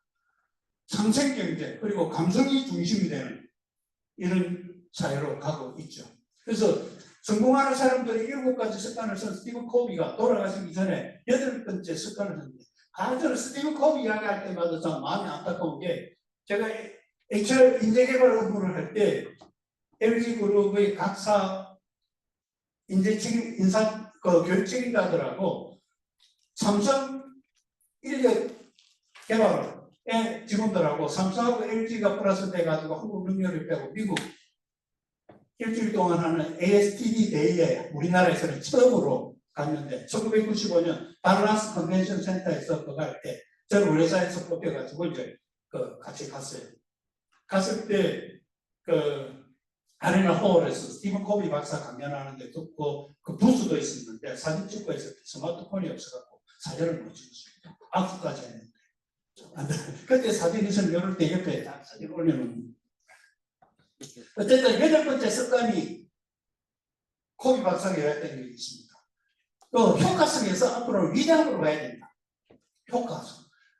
우리가 효과를 배울 때 효율하고 효과는 다릅니다. 효율은 빨리 하는 거, 능률을 높이는 게 효율이고, 효과는 아무리 효율이 좋아도 효과가 제로가 되는 게 있습니다. 효과는 이익이죠. 효율은 높은데 효과는 없는 게 있습니다. 그래서 매니저는 효율도 중요해야 되지만 효과가 있어야 돼요. 효과성도 아울러 챙겨야 됩니다. 근데 앞으로 효과성보다도 이제 위대함으로 가야 됩니다. 4차 산업이 등장하면서 세계적인 컨설팅 회사인 맥켄지에서는 리더십 4.0 시대를 이야기하면서 5가지를 제시했습니다. 민첩성, 대력성, 연결성, 정복성, 보편성. 이런 5가지가 추격형 성장기. 우리가 4차 산업혁명인데 옛날 우리가 지금 세계적인 강국으로 되기 전에는 일본한테 기술을 배워와가지고 퍼스트 팔로워가 되기 위해서 발버둥 쳤죠. 빨리 추격을 하기 위해서 퍼스트 팔로워. 지금은 미래에는 퍼스트 팔로우가 아니라 퍼스트 무브가 돼야 된다는 이야기니까 우리가 앞서가야 된다. 새로 만들었어. 그래서 미래 리더상하고 다르다. 미래 리더상으로 본다. 민첩성, 변화해서 빨리 기회를 포착해야 된다. 대력성, 핵심적으로 게임 체인징, 게임판을 새로 바꿔야 돼. 그게 면역성입니다. 그 다음에 연결도 네트워킹을 보다 더 광범위하게 글로벌하게 네트워킹을 하고 적폭성, 구성원 능력을 극대화시켜야 돼요. 그래서 구성원 능력을 극대화시키기 위해서 이제 아이디어 짜낸 게 특히 제조업계업에는 다기능 인력을 유선하죠. 1인 1기능이 아니라 다기능 인력 다 할 수 있는 그런 쪽으로 가죠. 능력을 극대화하고. 그 다음에 보편성, 세대와 지역을 아우르는 영향력을 행사해야 된다. 디 콜린스가 2024년도에 새로운 책을 냈는데 이게 뭐냐? 좋은 리더를 넘어 위대한 리더로 가야 된다. 이 책에서 핵심적으로 다루고 있는 걸 제가 추출해낸 게 이겁니다. 위대한 리더의 7가지 조건. 진정성, 단호함, 집중력, 대인관계, 인사관리의 양면성. 인사관리의 양면성은 뭡니까? 모두 다 끌고 가는 것이 아니다. 뒤떨어지면 추리해요. 인사관리는 냉정해야 돼요. 냉혹해야 돼요. 때로는 양면성을 띠고 있고 의사소통 그리고 진취성입니다. 위대한 리더는 늘 한 발 앞서가야 된다. 이게 위대한 리더의 7가지 조건이 저 책에서 추천한 7가지 조건을 제가 제시를 했고, 그 다음에 우리나라의 경우입니다. 작년에 우리 한국에서 대표적인 교육기관이 휴넷입니다. 아마 휴넷도 다 알고 계실 건데 휴넷에서 대한민국 혁신기업 10개 회사를 추출해가지고 왜 이 기업들이 성공했나, 픽션에 성공했나 라는 걸 레포트로 발간을 했어요. 이게 대한민국 혁신기업의 톱10인데 여기서 제시된 것이 7가지 원칙을 추출해서 제가 교재 강의안을 이어놨으니까 참고해 보시기 바랍니다. 그 다음에 요즘 전쟁을 하고 있죠. 미국하고 이란하고 전쟁하고 있는데 미국이 자랑하는 세계적인 어떤 리더십 교육기관이 어디냐? 웨스트 포인트라고 합니다. 공부는 하버드에서, 리더십은 웨스트 포인트에서. 그때 웨스트 포인트에서 이야기하는 리더십 10가지 웨스트, 그리고 여기 있습니다. WEST 포인트, 이걸 쪼개 여기 이야기하고 있습니다. 저런 식으로 웨스트 포인트 리더십이라고 하는데, 미국은 사관 웨스트 포인트에서는 이렇게 합니다. 사관생들한테 장교들이죠. 당신은 리더냐 팔로워냐? 이렇게 묻습니다. 우리는 모두 리더이며 팔로워다. 내가 리더에게 바라는 것이 있다면 내가 리더한테 바라는 것을 네 팔로워들한테 해줘라. 내가 팔로워 아래 사람한테 바라는 것이 있다면 내 리더한테 해줘라. 그런데 우리는 한쪽 면만 보고 자기 욕심만 채우고 그것은 리더십이 아니다라는 것이 베스트 포인트의 정신이죠. 자, 이제 K 리더십 마무리하겠습니다. 자, 이런 시대에 한국 K 리더십, 저는 K 리더십을 이야기하면서 인문학 강의할 때 저는 우리 조상님들한테 굉장히 감사하면서 2가지 단어를 제시합니다. 홍익인간과 제세이야. 그 홍익인간과 제세 이야기 정신이 어떻게 보면 유엔의 정신이 되어져야 된다라고 생각해요. 널리 인간을 이렇게 한다. 우리 모두 제세 미화하는 이것이 유엔 정신이 되면 얼마나 좋을까. 그래서 토마토 K 리더십 사례를 제가 추출을 했고, 그래서 대표적으로 우리 모든 국민들한테 물어본 거래요. 역사적으로 우리 한국인들에게 가장 뛰어난 리더십을 가진 모델을 2사람 추출해보라 하면 거기 100명 세종대왕과 또 한 사람 누구일까요? 그럼요. 이순신 장군과 세종대왕을 이야기해요. 도대체 이 사람들에게 어떤 업적을 남겼고 앞에서 이야기한 공감을 얻었을까 하는 걸 찾아봤어요. 자, 세종대왕은요, 조선시대 태정, 태세 4번째 왕입니다. 태정, 태조 이방원이 형제들을 다 죽였죠. 왕자의 나라입니다. 그리고 네 번째 왕이 세종대왕인데 조선이 건국된 지 얼마 안 됐어요. 그래서 조선 왕조의 기틀을 다진 시효가 세종대왕입니다. 학문과 지혜로 예민과 민봉 경영을 했다. 그게 소통과 헌신인데 백성을 다스리는 사람은 마음을 다하지 않을 수 없다. 이게 세종실록에 나오는 이야기고 세종이 왕으로 즉위를 할 때 왕으로 처음 즉위하면 백성들한테 즉위 교서를 발표를 합니다. 그 세종대왕의 즉위 교서의 핵심이 바로 이겁니다. 시인발정. 나는 앞으로 왕으로서 의직으로서 정치를 펴겠다. 의직인. 이게 세종대왕의 즉위 교서예요. 시인발정의 정치를 펴겠다. 그리고 세종대왕이 이제 대표적인 세종대왕의 리더십을 이야기하려 한다면 창조적 리더십으로 이야기합니다. 이게 결과가 C5, 0, J0, K29, O28인데 저는 숫자가 주는 의미가 뭘까? 무슨 다빈치 코드 같기도 하고. 저 숫자가 주는 의미는요, 일본에서 만드는 거예요. 일본에 과학기술, 과학사, 인류의 동서양을 다 통틀어서 과학사 기술사전을 편찬을 했는데 50년 주기로 50년 동안에 세계적으로 어떤 새로운 기술이 발명이 되어졌는가 하는 게 과학기술사 사전입니다. 이때 1400년부터 1450년까지의 50년을 살펴보면 이때 세종대왕이 1418년부터 1450년까지 왕으로 재위를 했습니다. 겹치지죠. 이 기간 동안에 1400년부터 1450년 동안에 우리 인류사에 새로운 기술이 만들어진 게 C5, 차이나는 5개, K, J는 일본은 제로, 저편은 제로, K, 코리아는 29개, 그 외에 다른 나라 아더스는 28개가 있습니다. 그래서 하면서 그 당시에 노벨상이 있었다면 조선이 노벨상 29개 가져갔다. 이런 게 과학사, 기술사 일본에서 편찬한 게 그렇게 나옵니다. 그래서 창조적 리더십의 대표라고 할 수가 있죠. 이때 발견된 세계적인 발명들이 굉장히 많아요. 뭐 이런 것들이 있다. 그래서 한마디로 이제 정리를 해보면 세종의 리더십은 첫째 애민의 리더십, 시민 발전, 백성을 사랑했다. 애민 정신, 사람 중심의 통치를 했다. 그래서 국민정음 창제를 했습니다. 세종이 국민정음 창제를 했다는 의미가 뭘까요? 오늘날 AI 시대에 모든 자기들이 가지고 있는 지적 재산을 오픈했다. 오픈소스. 권력자들, 귀족들이 누렸다 한자, 정보입니다. 그걸 귀족들이, 양반들이 독점하고 있던 정보를 만 백성들이 다 알 수 있도록 정보를 공유를 했다는 거죠. 한글을 통해서. 오픈소스인 겁니다. 여론조사를 했다. 세제를 개혁하기 위해서 연봉구단법 무려 18만 명을 여론조사, 설문조사를 해가지고 세제를 개혁했습니다. 복지제도. 관비, 노비들한테도 출산휴가를 줬고 출산휴가를 줄 때 남편들도 출산휴가를 알려줬습니다. 이런 복지제도를 최초로 편 사람이 세종대왕입니다.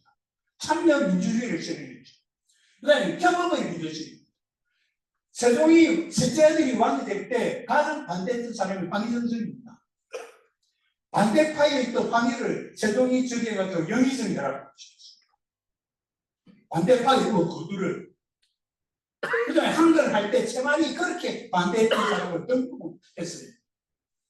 그래서 협업을 했다. 반대파를 수용했다. 그 다음에 집단지성을 넣었습니다. 뭡니까? 집현전을 설립을 해가지고 여기서 모두 한 번을 논하자. 집단지성을 가져왔죠. 그 다음에 혁신을 이루어졌습니다. 정책의 실용입니다. 실용. 대표적인 게 뭡니까? 농사 직설을 편찬해가지고 농민들이 농사를 짓는데 좀 더 그 생산을 많이 하도록 농사 직설을 편찬했죠. 그 다음에 인재 중심으로 과학을 발명했습니다. 양반들이 반대를 뿌리치고 대표적인 게 뭡니까? 장영실, 노비입니다. 장영실은 우리 동네 사람이에요. 동래구 사람이 장영실. 그 노비를 벼슬도 주고 운영을 했죠. 삶의 질을 향상시켰습니다. 농무생산, 농사 직설을. 그 다음에 정체성 리더십입니다. 정체성. 제가 아까 인공지능하고 인간지능을 이야기했는데, 인간지능을 높이기 위해서 우리는 태어날 때 동물로 태어납니다. 아이들은 아무것도 모르잖아요. 케어 안 해주면, 부모가 케어 안 해주면 아이는 죽습니다. 소나 말은요, 태어나자 동시에 바로 벌떼기를 써서 걸어가고 뛰어갑니다. 사람 그렇지 못하죠. 3년 동안 엄마의 케어를 받아야 돼요. 그러면서 생장을 합니다. 그럴 때 사람은 태어나서 제일 중요한 게 먼저 정체성입니다. 자기 정체성을 확립해야 돼요. 자기 정체성을 뚜렷이 확립해야 무엇이 높아진다? 자존감. 그 다음에 사람으로 태어났습니다. 자존감을 키우고 이제 여러 사람과 관계를 할 때 필요한 게 뭘까요? 관계성. 그래서 주체성이라는 기둥하고 관계성이라는 두 기둥이 뚜렷하면요, 그 사람은 좋은 삶을 살아간다고 볼 수가 있죠. 그래서 정체성을 확실히 해야 되는데, 세종대왕은 뭡니까? 이런 국가 전체를 문화 공동체로 만들었어요. 세종의 업적은요, 이런 과학 발명품뿐만 아닙니다. 악보를 만들었죠. 음악, 그 다음에 예술, 이런 쪽도 굉장히 문에 부흥을 했습니다. 세종 때. 그래서 문화 공동체를 만들었어요. 음악, 의학, 농사편, 저편찬 등 이렇게 문화적인 자립이 이루어질 수 있도록 한 게 세종대왕의 업적입니다. 그리고 이런 리더십을 통해서 오늘날 우리들에게 세종이 묻고자 하는 게 있습니다. 뭘까? 너는 무엇을 통치하고 있는가? 우리 모든 CEO들, 기업가들한테 묻습니다. 당신은 무엇을 통치하고 있습니까? 사람의 삶을 밝히고 있습니까? 종업원, 이해관계자, 그 사람들이 삶을 보다 더 나은 쪽으로 갈 수 있도록 밝히고 있느냐? 이걸 묻습니다. 그 다음에 이순희 장군. 임진왜란이 1592년도에 발발했는데 23전, 23전. 일본과 23번 싸워서 24번 모두 이겼다. 그 비결이 뭐냐? 선성구전, 손자 병법이 나오는 이야기입니다. 선성, 싸우기 전에 먼저 이길 계획을 다 짜고 붙어서 다 이겼다. 선성구전의 전략적 리더십이 이순신 장군. 그러니까 이순신은 세종대왕이 시인 발정을 모토로 했다면 이순신 장군은 어적보민입니다. 적으로부터 백성을 지켜내는 것이 장군의 역할이고 미션이다. 어적보민. 임금을 지키는 게 아니다. 세종대왕은 이순신 장군은 누구한테 충성을 했을까요? 선조? 아닙니다. 백성들한테 충성했습니다.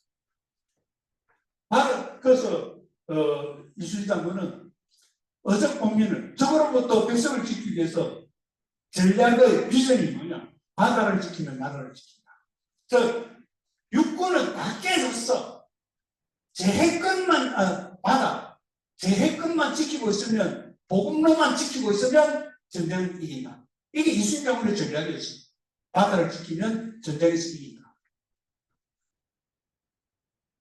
이런 기록들이 이순신 장군의 리더십은 난중일기와 전쟁이 끝나고 나서 서해 유승룡 대감일선 징비록에 다 기술이 되어 있습니다. 그래서 이순신 장군 리더십의 흔히 6가지로 이야기하고 있는데, 줄여서 불패, 23전, 23승에서 불패했다. 6가지 하나하나 살펴봅니다. 문무를 겸비한 멀티플레이어 리더십이다. 멀티플레이어, 이게 또 경영학 책으로, 또 동기부여 책으로 많이 소개되는데, 난중일기입니다. 전쟁을 치면서 일기를 쓰는 장군이 어디 있습니까? 동서양을 통틀어서 이순신 장군밖에 없어요. 난중일기. 저 본문이죠. 그리고 임진왜란이 일어나기 전 하루 전날 거북선을 만들어 가지고 마지막 한포 사격 연습을 한 그 다음 날 임진왜란이 있었습니다. 임진왜란이 일어나기 전에 대비를 하고 유비무한 하포, 세종, 리허설까지 다 마쳤습니다. 이게 난중일기에 나옵니다. 이거는요, 제가 여수에 가면 경찰 공무원들 연수원이 있는데, 경찰 연수원에 제가 리더십 강의 갔다가 마치고 나서 여기에 여수 선소라고 합니다. 선소 뭐냐? 거북선을 만들고 수리를 하는 곳이 여수에 가면 선소가 있어요. 선소. 선소가 세 군데 있는데 그 중에서 가장 그 나대용 이가 직접 거북선을 만들고 수리를 했던 장소가 바로 이곳입니다. 여수 선소예요. 여수에 가거든 선소를 꼭 한번 보십시오. 아, 이곳에서 거북선이 만들어졌구나. 그 다음에 시문에 또 여기다 한산도가 섰죠. 물을 모두 겸비한 장소가 이순장군이었다. 그 다음에 얼마만큼 그 창의력이 뛰어나느냐. 육군대에서는 전술을 바다에서 해군에서 가져와서 그 유명한 하객진도 여기서 나왔고 하는 배치, 이 배들의 배치를 육군대로에서는 전술을 바다에 가져와서 해상작전에 응용한 것이 이순신 장군입니다.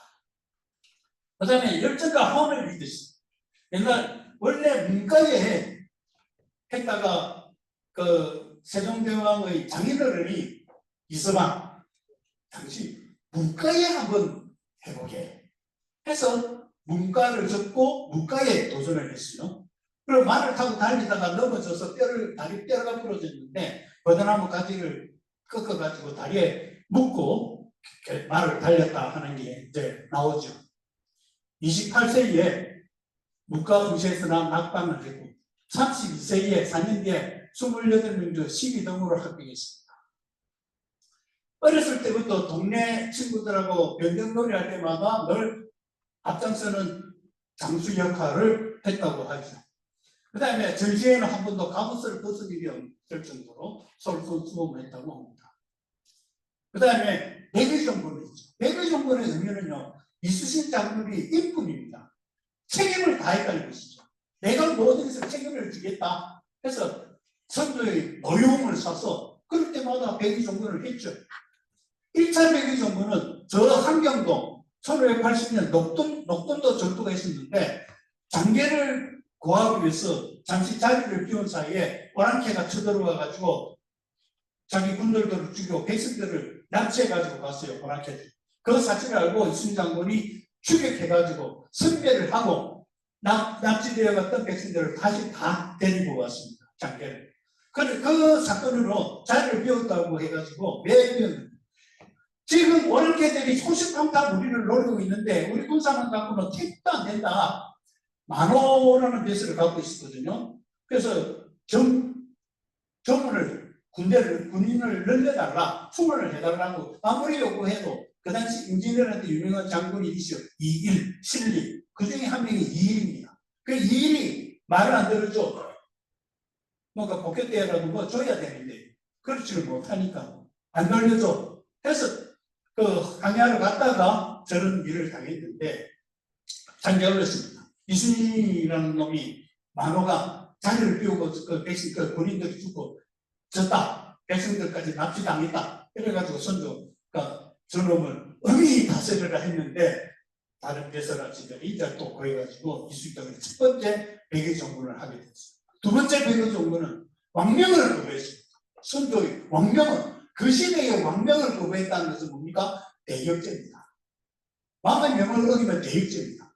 참수지요. 그런데 바로 유승용 대감 등등이 나서가지고 참수를 명하고 그러면 더 이상 해군은 별 볼 일 없으니 육군이 건설 장군 밑에 가서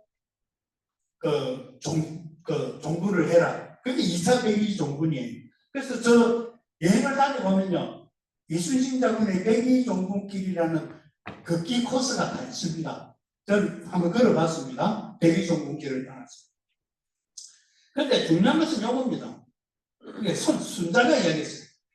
군주의 잘못된 명령은 장수가 거부할 수 있다. 손자병법에 나옵니다. 잘못된 명령은 거부해도 된다. 손자병법, 그것도 병법이다 이거죠. 만약에 트럼프의 명령대로 저거 다 폭격하고 다리도 교량도 다 폭격하고 저 시설도 전부 다 그 해라 하면 이란이 어떻게 될까요? 국제적인 공분을 살 겁니다. 트럼프를. 지금도 공분을 사고 있는데 혹시 그런 경우에 AI가 명령을 급했으면 좋겠어요. 지금 이번에 이란하고 전쟁하면서 AI가 욕들은 뭔거 아니십니까? 팔란티어가. 왜 먼저는 학교를 두드려가지고 학생들 그만큼 죽이고 옛날 지도를 갖다가 내비게이션에 넣어가지고 조선 12조 명량해전입니다. 선조가 니가 검열한테 가서 근무를 해라고 했는데 답변을 올립니다. 전하, 삼묘12 금신 전함 삼묘12 지금 경제 신에게는 12척의 배가 아직 남아있으니 명을 거두어 주소서라고 왕명을 구하는 글을 올렸거든. 그때 내세웠던 세종대왕이 난중일기에 있는 기록이 이겁니다. 필사즉생 필생즉사 일부당경 족구충 죽고자 하면 살 것이요 살자 하면 죽는다. 아무리 힘들고 어렵더라도 좁은 골목을 지키고 있으면 너희 천명의 군사가 덮쳐도 이 물리칠 수 있다. 자, 우리는 10명인데 족복끼리 싸움한다고 합시다. 우리는 10명밖에 없어. 그런데 상대 족복은 100명이야. 이럴 때 싸움을 어디서 하느냐? 학교 운동장에서 안 싸우고 좁은 골목으로 유인해가지고 싸우면 100명하고 10명하고 결국 앞에서 싸우는 게 10명 대 10명밖에 못 싸워. 그죠? 그게 일부 당경 족구 전부입니다. 그래서 어디로 갔습니까? 울돌목으로 끌고 갔지. 울돌목. 쫑은 그 물길이 센데 난중일기 보면 명량해전의 하루 전날 난중일기 내용입니다. 이쪽에 명량해전 하루 전날 필사즉생 필생즉사라는 말이 나오고 저 밑에 신이 나타나서 능히 도울 것이다 라는 게 난중일기에 기록이 되어 있습니다. 얼마나 고민스러웠겠습니까? 저건 300척이 넘는데 우리는 12척밖에 없는데 어떻게 이 남북을 돌파할까 고민과 고민을 거듭한 그것이 신행이 나타나서 도와주겠다라는 것까지 이 꿈을 꿨다는 것이죠. 이게 난중일기에 명량해전 전략일기가 있습니다. 나중에 한번 교재가 나오면 읽어보십시오. 그 다음에 휴먼 리더십입니다. 사랑은 리더십의 뿌리입니다. 모든 사람과 사람을 연결하는 것도 뿌리는 사랑이에요. 사랑하는 정신이죠. 이게 성김의 리더십. 요즘 뭐라 합니까? 서번트 리더십이라고 하죠. 이게 성김의 리더십. 이순신 장군이 말을 타고 가는데 백성들 피난민들이 막 가고 있어요. 해군 참모 총장이 차를 타고 가는데 피난민들이 가는데 그냥 차 타고 가지 어디 차에서 내려가지고 피난민들 손을 잡고 위로의 말을 전하고 가겠습니까? 말을 타고 가다가 말에서 내려서 하마 백성들 손을 잡고 이제 조금만 참으십시오. 이제 전쟁이 끝날 것도 얼마 안 남았습니다. 조금만 참고 힘냅시다. 왜 백성들이 피난 오면서 이순신 장군이 있는 해군이 있는 그쪽으로 피난을 왔을까? 이순신 장군이 가장 뛰어난 점이요. 전쟁을 할 때는 전쟁하고 전쟁을 하지 않을 때는 군인들로 하여금 농사를 짓게 했어요. 그게 둔전입니다. 둔전을 해주고 양식을 해서 백성들을 구휼을 했다. 임금이 해야 될 것을 이순신 장군이 했다는 거죠. 백성을 구휼했다. 백성을 향하는 투입입니다. 그 다음에 전략적 리더십, 유비무환이죠. 울돌목에서 명량해전, 적군을 불려들어서 했다. 요즘 기업체에서는 SWOT 분석을 하죠. 이미 그 시대에 이순신 장군은 정보를 전부 잡아야 탐방선을 보내가지고 적의 동향을 살피고 함정수도 살피고 이걸 전부 조사를 해가지고 그 전략을 수립을 하고 이게 요즘으로 치면 SWOT 분석을 다 했다. 그 다음에 조선수군은 9복수입니다. 판옥선을 가지고 이제 거북선도 만들고 개량을 해서 우리의 판옥선은 총통 포격 전술입니다. 일본은요 안택선 이거는요 굉장히 빨라요. 우리 판옥선보다 작아요. 야들은 전술이 해군 전술이 뭡니까? 접근해가지고 그 밧줄 세고라는 게 밧줄 걸어서 넘겨가지고 들어가서 칼싸움하는 등선백병전입니다. 우리는 아웃복스입니다. 멀리 떨어져서 하포로 하고 활과 포로 공격을 하는 전술이 달랐죠. 그래서 공피구하는 바둑 두시는 분들은 그 위기 10결이라는 바둑의 전술이 있는데 그 중에 세 번째 전술이 공피구합니다. 내가 상대방이 돌로 떠나가지고 상대방의 땅에 들어가서 공격을 하기 전에 자기가 포석에는 자기를 잘 돌아보는 게 공피구합니다. 바둑 둘 때. 공격하기 전에 나를 먼저 내 진지를 먼저 자기 집을 잘 살펴봐라. 그래서 지피지기는 백전불태. 나를 알고 적을 알면 위태롭지 않다. 지피지기 백전백승이라는 말은 없습니다. 방송에서 잘못된 표현입니다. 지피지기 백전백승이라는 말은 없어요. 지피지기 백전불태입니다. 위태롭지 않다. 지천지기 백전백승. 하늘과 하늘을 천기까지 다 알면 이길 수 있다. 그 다음에 유비무환인데 이순신 장군이 얼마만큼 유비무환의 의미는요, 우리 잘 알고 있듯이 유비무환, 미리 대비하는 거죠. 전쟁에서 이기는 가장 최상의 전략은 뭡니까? 싸우지 않고 이기는 거예요.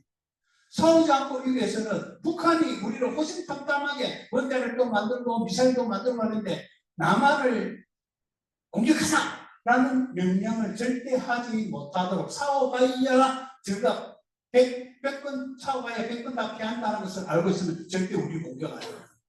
그게 유비무환입니다. 우리를 공격하지 못하도록 철저하게 압도적인 군사 우위를 지키고 있으면 그게 유비무환이거든요. 싸우지 않고 이기는 겁니다. 그래서 하포를 하기 때문에 영초가 필요해요. 이미 임진왜란이 이루어지기 전에 이봉수를 시켜서 영초 천건을 미리 다 마련해 놨습니다. 이 이순신 장군이 유비무환이죠. 그 다음에 원칙의 리더십, 굉장히 공병무사하고 성진을 했을 때 장계도 그 관노, 노비, 기생들 한 명 한 명까지 전부 공이 있다는 걸 전부 올리고 자기 공은 다 빼고 만큼 이제 공병무사하고 했다는 것이죠. 이게 있으니까 내용 한번 읽어보시기 바랍니다. 그 다음에 소통의 리더십. 이순신 장군이 직무했던 곳이 운주당입니다. 운주당. 통영에 가면 있죠. 지금은 이름이 재성당이죠. 원래 이름은 운주당입니다. 운주라는 것은 사마천이 사교에 나오는데 계책을 세우는 것이 운주입니다. 계책을 세우는 공간이 자기가 지금 집무실이고 그 집무실에 운주당의 백성들, 그 부사들 누구나가 들어와서 거기서 바둑도 두고 또 전략 이야기도 하고 했습니다. 집무실이자 놀이터고 회의를 하는 공간이고 그게 운주당이었습니다. 집무실이자 회의실이다. 그래서 항상 개방되어 있습니다. 그래서 이순신 장군의 리더십을 요약해 본다면 확고한 비전과 전략을 가지고 있습니다. 어전범위가 선선구전의 전략. 그러니까 철저한 준비와 기록을 했다. 유비무환과 난중일기를 쓰면서 친일 자기 방송도 하고 했다.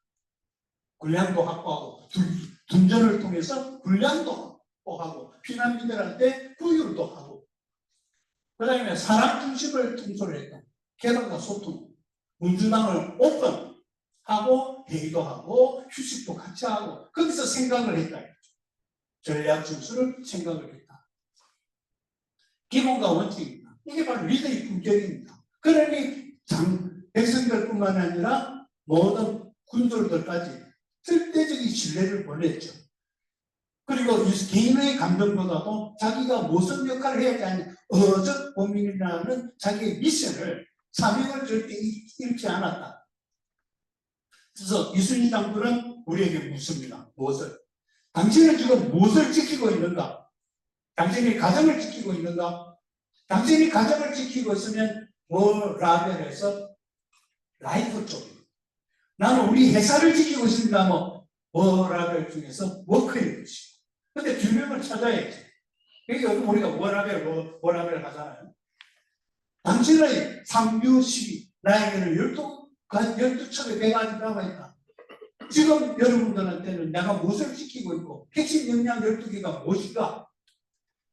당신은 어떤 12개의 핵심 역량을 가지고 있는가? 이거 우리에게 묻습니다. 자, 이제 미래사회에 나는 어떻게 바뀌어야 할까? 앞에 강의 시작할 때 이 퍼펙트 스톰 시대에 우리는 무엇을 리더로서 생각해야 될까 하는 질문을 던져봤는데, 이제 우리가 이런 포럼에서도 그렇고 진짜 배움을 해야 됩니다. 저는 이 포럼이 너무 좋아요.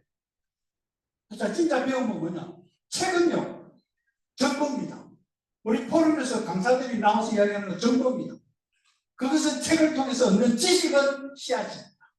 지식은 씨앗이에요. 그 지식이 변화를 해야 돼요. 씨앗은 땅에 뿌립니다. 그 땅에 뿌리면 땅이 흙입니다. 흙은 생각이에요. 자, 우리 AI도 봅시다.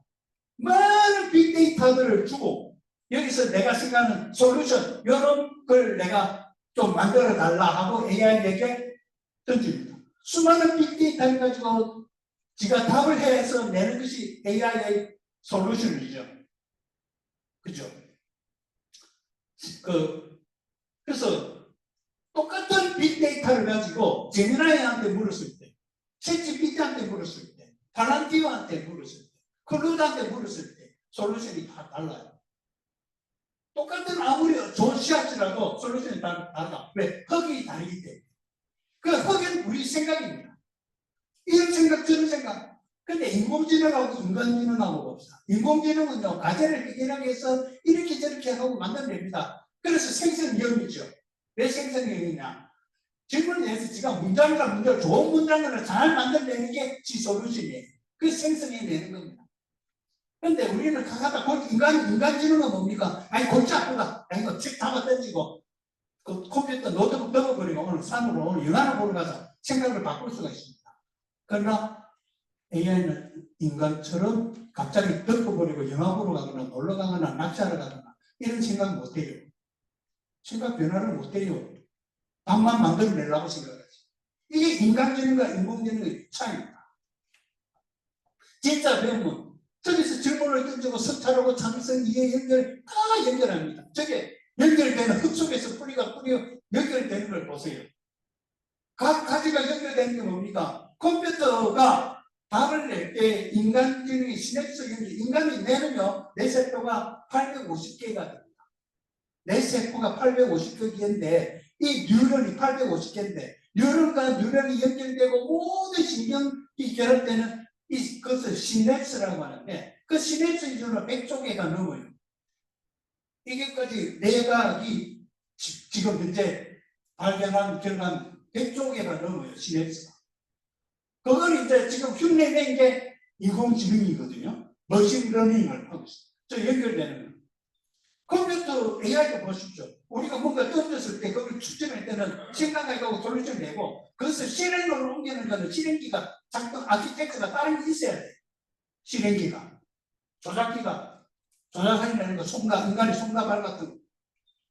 그래서 이런 저 가정을 했는데 여기에 따라서 이제 답이 달라집니다. 그래서 우리가 진짜로 배운다는 것은 뭐냐?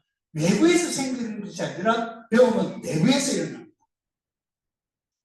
책이 씨앗이라는 생각은 그 씨앗이 뿌리내릴 흙이다.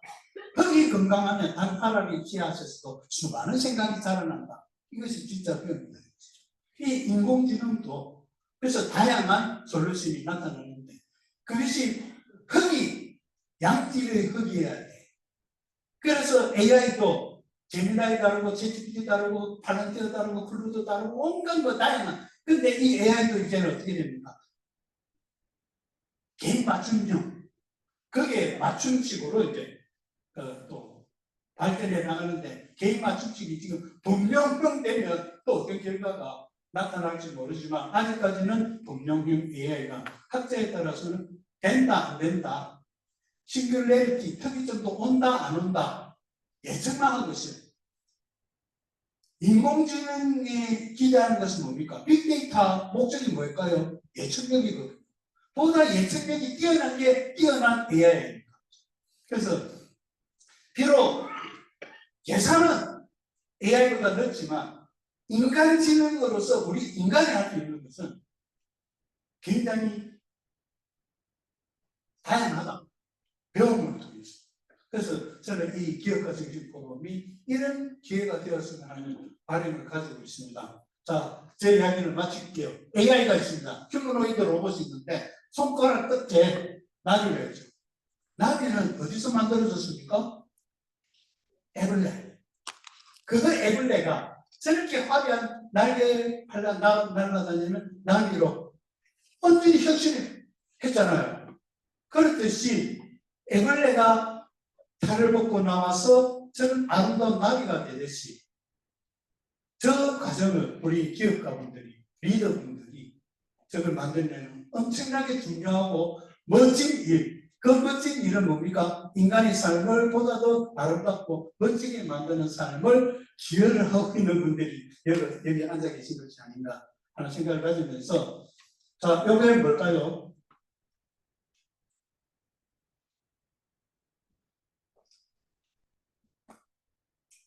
예. 저게 뭘까요? 카카오톡.